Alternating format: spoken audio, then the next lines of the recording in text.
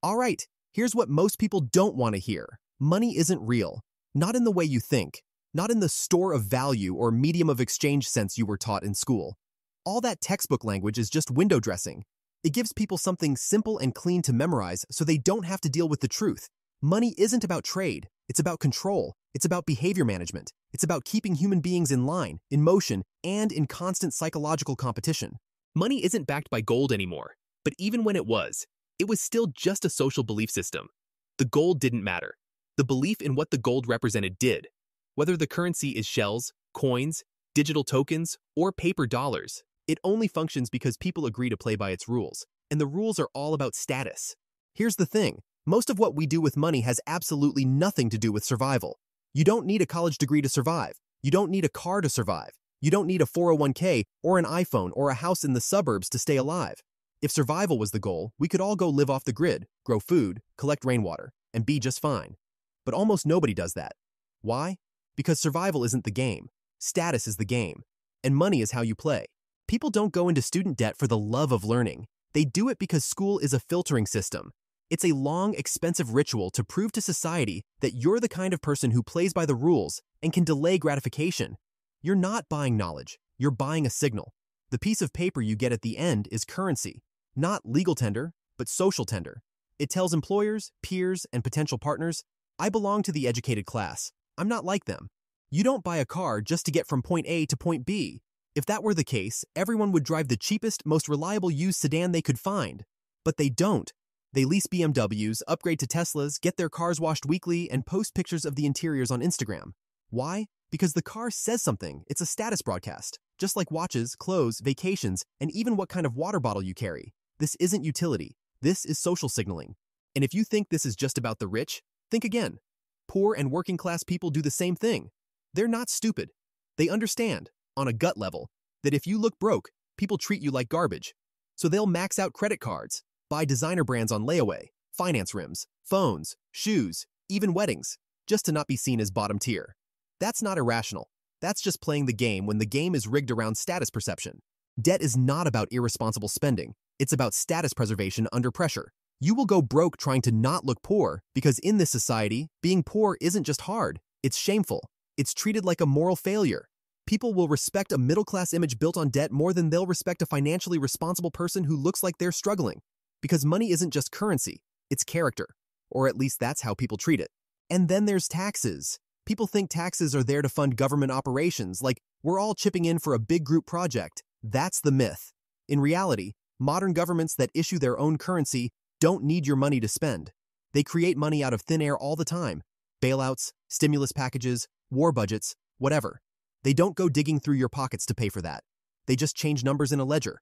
What taxes are actually for, especially in advanced economies, is behavior management. Taxes are used to create artificial scarcity, to motivate productivity, and to enforce discipline. If everyone had unlimited money, the system would collapse, not because there wouldn't be enough food or housing, but because people would stop obeying the hierarchy. They'd stop competing. They'd stop selling their time and energy for wages just to survive. Taxes force people to keep moving. They create pressure. They say, you owe, you need to earn, you need to stay in the system. It's a leash, not a collection plate. And look, the idea that the money has to be backed by something physical, like gold or oil or land, that's a fantasy too. What backs money is belief, social agreement, confidence in the system. That's it. As soon as that faith breaks, the whole thing turns to dust. It doesn't matter what the paper is made of. It doesn't matter how many gold bars are in a vault. If people stop believing the money means anything, it stops working. Value isn't in the object. It's in the social contract.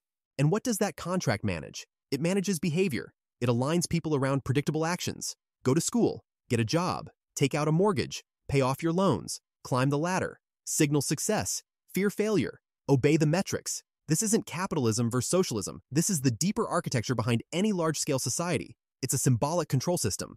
Money keeps billions of people coordinated, compliant, and constantly striving, not by force, but by desire. And desire, if you zoom out far enough, is rooted in reproduction. You don't need Freud to understand that humans are wired to seek status because status historically meant better access to mates. In a tribal setting, the high-status male got the most reproductive opportunity. The high-status female got the safest, most resource-rich environment to raise offspring. Fast forward 100,000 years, and that's still the operating system. Only now, Status is measured in income, likes, credentials, aesthetics, and access. Look at dating apps, income filters, job titles, education levels. People don't even hide it. Must make six figures. No broke boys. It's right there. Money isn't just about what you can buy. It's about who you can be with. And not just romantically, socially, professionally, everything. Money opens doors because it tells people you have value in the hierarchy. It doesn't matter how you got it. If you have it, people listen. People trust you. People want to be around you. That's why even billionaires keep chasing more. You'd think once you have enough to live for 1,000 lifetimes, you'd stop. But they don't. Because it's not about survival. It's about relative status. It's about winning, not arriving. That's why rich people compete over who has the bigger yacht, the rarer watch, the more exclusive party invitation. The game never ends because the scoreboard never stops updating. And that's the genius of the system.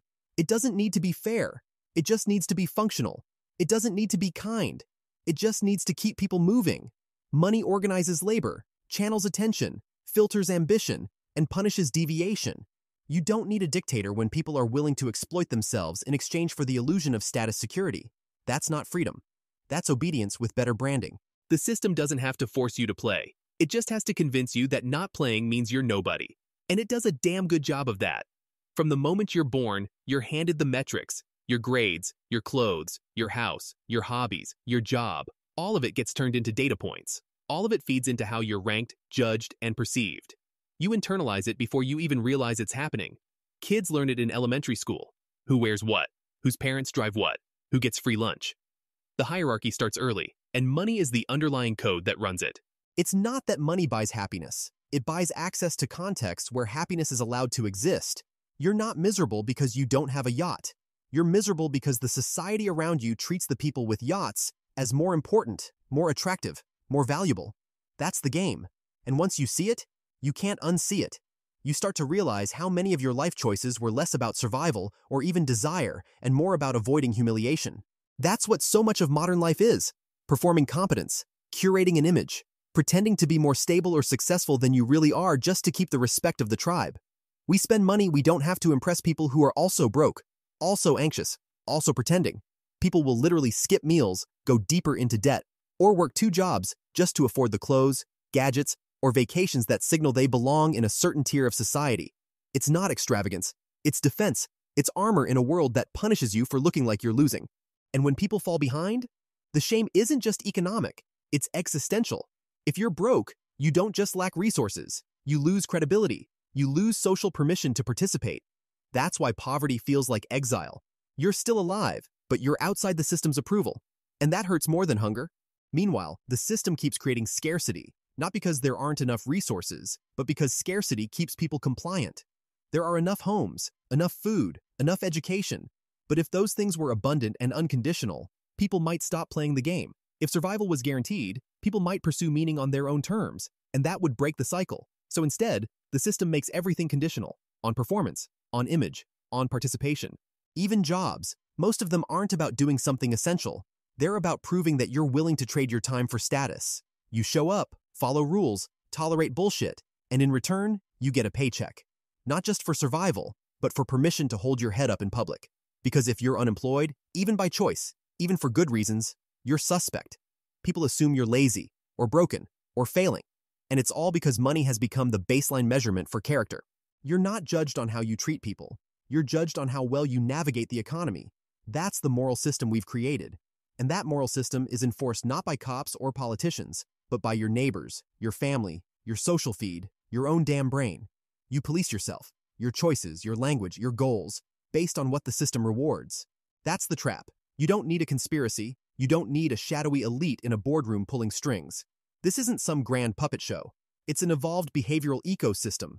People respond to incentives. People want to belong. People want to be desired. And money in its current form hijacks all of that. It ties your self-worth to your bank account and your future to your output. And here's where it gets darker. Even the illusion of choice is engineered. You think you're free because you can pick your major, your job, your wardrobe, your city. But the underlying framework is the same. You're still selecting from within a menu of status-approved options. You're still optimizing for image. You're still competing. You're not free. You're customizing your compliance. Even culture becomes a form of economic sorting. Music, fashion, even spirituality, all of it gets commodified. Yoga isn't about peace anymore. It's a lifestyle brand. Organic food isn't about health. It's about signaling class consciousness. People use hobbies as class indicators. Your taste becomes currency. Your aesthetic becomes a resume. Everything is filtered through the lens of how it affects your place in the hierarchy. And we're supposed to believe this is normal, that this is natural, that the person with more money deserves more influence, more attention, more respect. But what did they actually do? Make some smart bets? Know the right people? Exploit a loophole? Win the birth lottery? It doesn't matter. Once they have money, the system anoints them. Wealth gets converted into authority, into morality, into leadership, and everybody else just plays catch-up.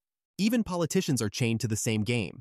Their legitimacy doesn't come from ideas. It comes from economic performance, GDP, stock market, job growth. If those numbers are up, they're considered good leaders. If they're down, they get voted out. Doesn't matter if the society is miserable, divided, exhausted. As long as the numbers look good, the system smiles. And yes, of course there are exceptions. Good people, ethical businesses, kind communities. But they're swimming against a current that's so much bigger than them. Because at the core of it all is this one unchallenged belief that money equals value. And once you buy into that, everything else follows.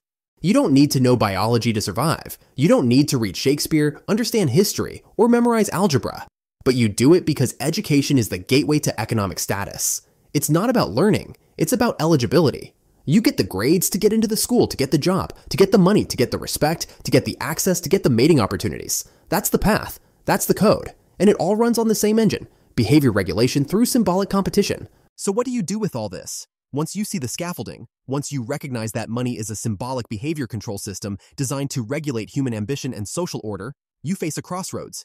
Do you keep playing? Do you rebel? Do you unplug? Most people won't fully exit the system. Most can't. It's too deeply woven into everything. Food, shelter, healthcare, reputation, legality, relationships. The game is the grid. But seeing it clearly doesn't mean you're trapped. It means you can begin to play differently. You stop mistaking performance for purpose. You stop chasing validation from a scoreboard that never stops moving. You stop bankrupting your time, your peace, your sense of self for appearances, and you start asking different questions. What actually fulfills me when no one's watching? What kind of life would I build if I wasn't afraid of being seen as less? But here's the thing. Money isn't the enemy. It's not evil. It's not dirty. It's powerful. It's a tool. And like any powerful tool, how you use it determines whether it builds or breaks you. Enjoy it. Seriously. Enjoy what money can do. It's not just a chain. It can be a key. It can buy you time. It can buy you access. It can lift you, your family, your community. If you're fortunate enough to gain financial traction, use it. Use it wisely. Use it to explore. Use it to create. Use it to build the version of your life that aligns with who you really are, not just who you're expected to be. Embrace money, but think of it differently. Think of it as lifeblood, not identity. A current that can nourish your journey, not dictate your worth. Don't worship it. Don't fear it. Understand it. Don't let it define your value. Let it serve your values. Because once you see it clearly, not as a scoreboard, but as a system, you can stop chasing approval and start chasing truth. You can stop performing and start living. You can stop treating money like a god and start treating it like what it really is, a resource, a tool, a shared illusion that, if you're awake, can be used to build something real. Not just status, not just stuff, but freedom, depth, peace, joy. And that's the real wealth. This is Joey. Follow us, hit like, and share with someone who loves real breakdowns, not noise.